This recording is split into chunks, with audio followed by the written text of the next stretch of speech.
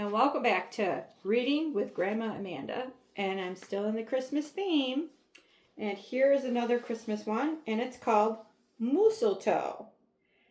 It's written by Margie Palantini and illustrated by Henry Cole.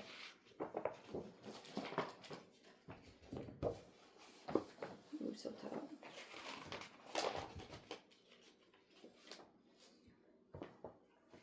But Moose was more than just a bit merry and bright. He was busy, busy, busy. There was a lot to be done on his list of to-dos. But with orderly organization, a bit of regimentation, lots of imagination, and just plain old Moose know-how, getting ready for the big day should have been simple, easy.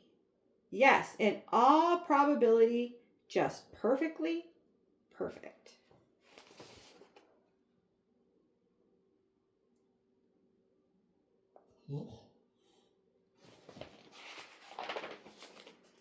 He wasted not one merry minute.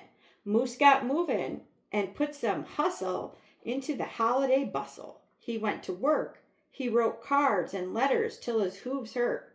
Check. He shopped till he dropped. Check, check.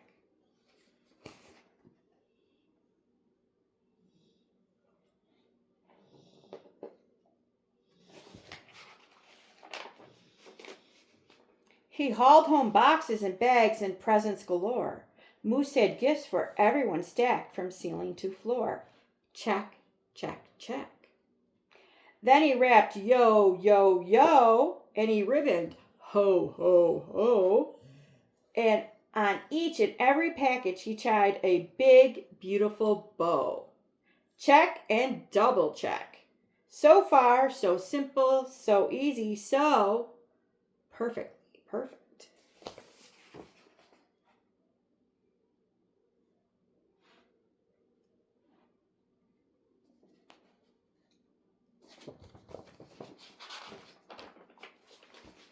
Decorations went up next on his list of things to do and get done.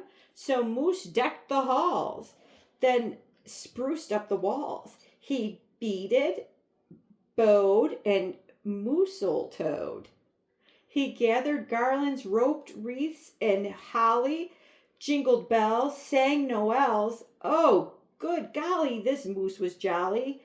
Check, check, check, check, check, check.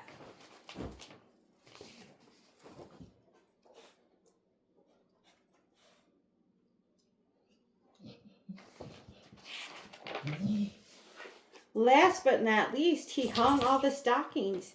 Each and every one with special care, and just in time to, soon Santa would be there. Check and final check. Yes, sirree. Getting ready for Christmas was an absolute snap. And so simple, so easy. And if he did say so himself, Moose thought totally, utterly, completely, perfectly perfect.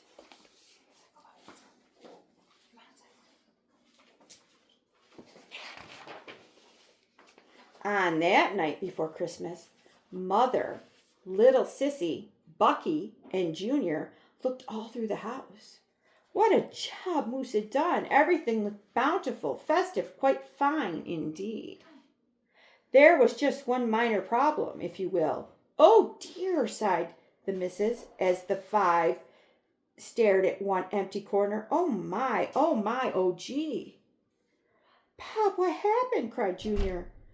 You forgot the tree.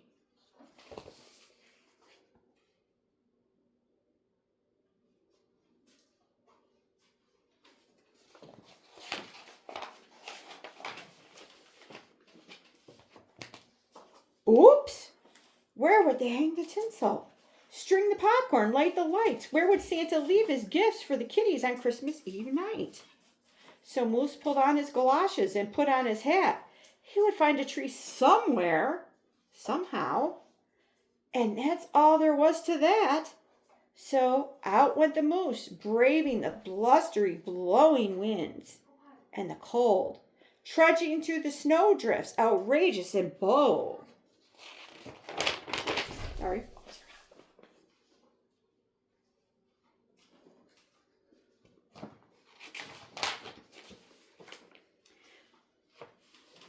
Moose first hoofed it down to the corner, not a tree to be had.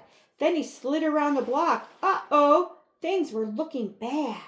He went down every boulevard, street, and little road. He looked down lanes and alleys.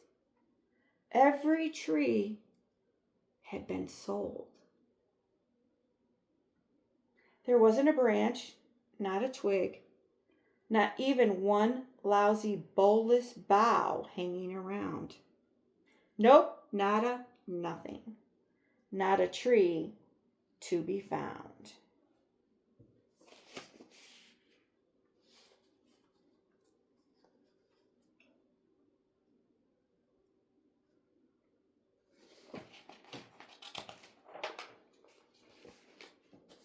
No tree, sighed a sad moose as he came home empty-handed that snowy eve. The kids tried to make the best of it. They said, "Oh, so who needs a tree?" But Moose could plainly see they were short on the glee. He knew he had to do something, and that's just what he did. In the empty corner he stood, and he spread his arms out very wide. Then he smiled at his children and he winked at his bride.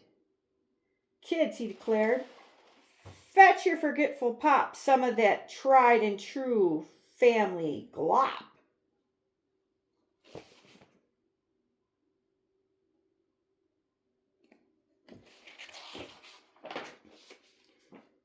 So back came the kids carrying a big pot of glue, and without a word to one another, they knew what to do.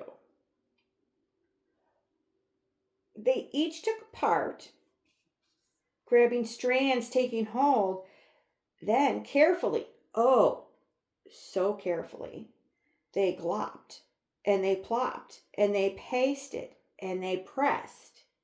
They curled and they twirled every way a follicle could fathom, until Moose's magnificent moustache was indeed even more of a marvel to see.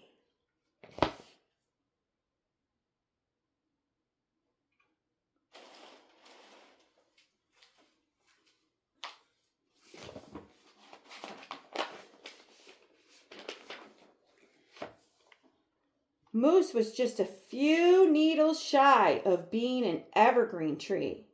They strung Moose with lights from his head to his toes and draped him with tinsel beginning right with his nose. They hung balls that were shiny and bells that twinkled, candy canes, berries, and plums sugar sprinkled. Then they all stood back. Junior plugged in his pop. Oh, ah! Yes, Moose was truly one incredible sight. He was glorious and glowing, and oh boy, was he ever bright.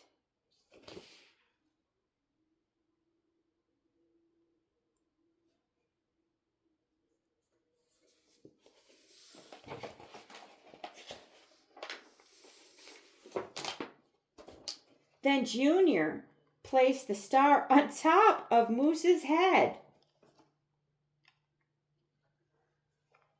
He gave him a kiss and a pat, and they all headed off to bed, except Moose, of course. He stayed in the corner instead, still twinkling and blinking and waiting for Santa. Oh, so it wasn't so simple, and it wasn't so easy, and okay, it wasn't so perfectly perfect. But do you know what?